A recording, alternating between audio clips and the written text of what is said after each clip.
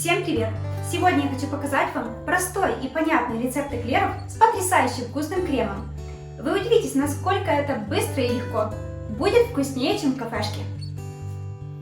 Начинаем с приготовления крема.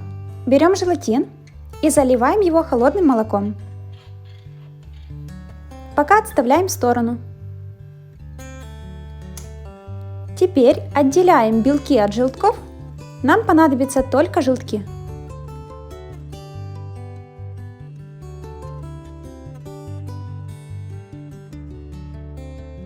Добавляем к ним сахар и хорошенько растираем.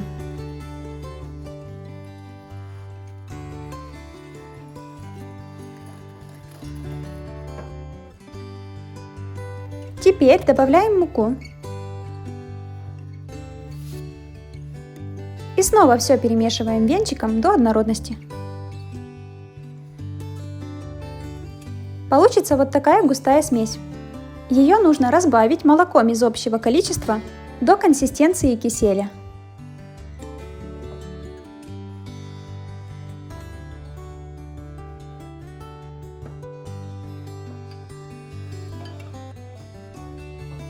Основную же часть молока вливаем в кастрюлю и ставим на огонь. Когда молоко почти закипит, вливаем тонкой струйкой желтковую смесь.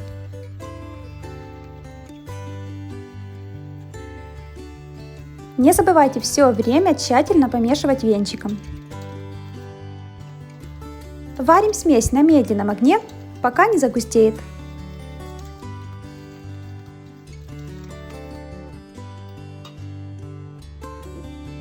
Убираем с огня и добавляем желатин.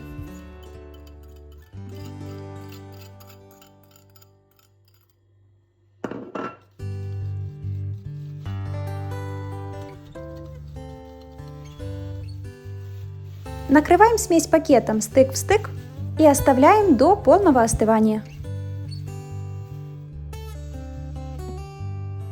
Теперь займемся приготовлением теста на эклеры. Ставим на плиту масло и воду. Не нужно растапливать масло и не важно какая температура воды, просто отправляем их в кастрюлю и доводим до кипения. Дальше снимаем их с огня и сразу же всыпаем туда всю муку. Постоянно помешиваем ложкой.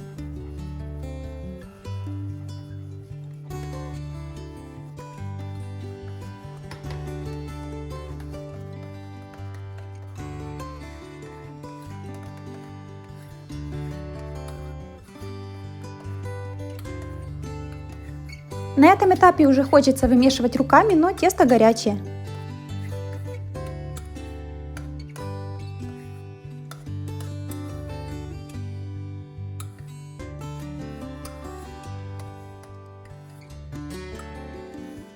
Итак, вымешали и стоим ждем, пока тесто не станет терпимо горячим. И нет, это не для того, чтобы быстрее приготовить. Тесто должно быть горячим, когда вы начнете вбивать туда яйца. Вбиваем по одному яйцу, очень тщательно вымешивая рукой.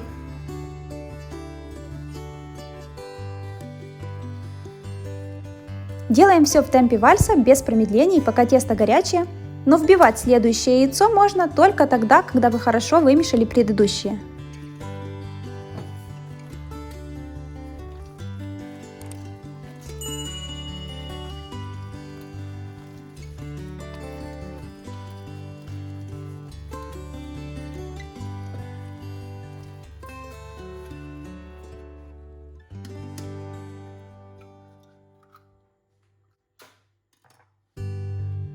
Если вы все сделали правильно, то к тому времени, как вы разобьете сюда последнее яйцо, тесто еще будет теплым. И посмотрите, вот такую тягучую и вязкую консистенцию оно приобретает в конце.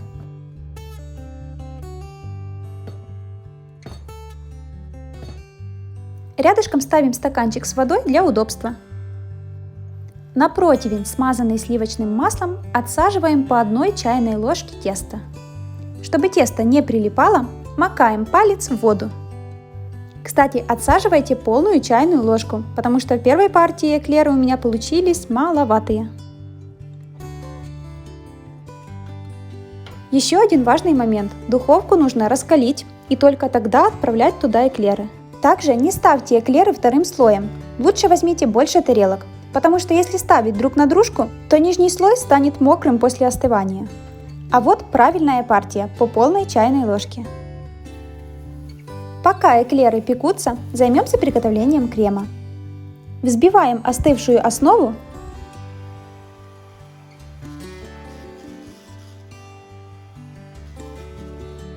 Затем добавляем в нее вареную сгущенку. Кстати, лучше сварить сгущенку самим. Ссылку на видео о том, как это сделать, можно найти в описании под видео.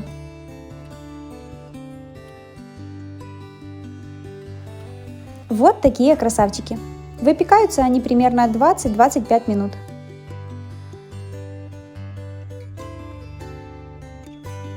Даем эклерам полностью остыть и только тогда начинаем начинять их начинкой.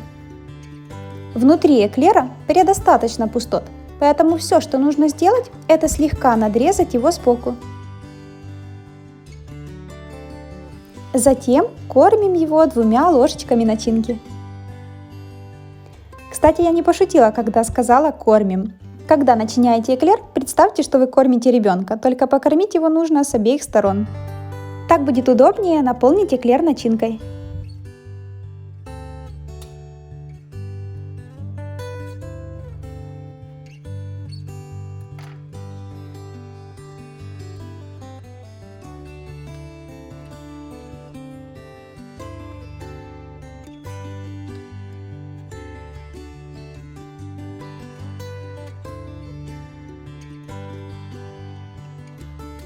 И вот такие получаются эклерчики. Кстати, кремчик очень вкусный, его даже хочется есть ложкой просто без эклеров. Спасибо за просмотр. Ставьте лайки, если вам понравилось это видео.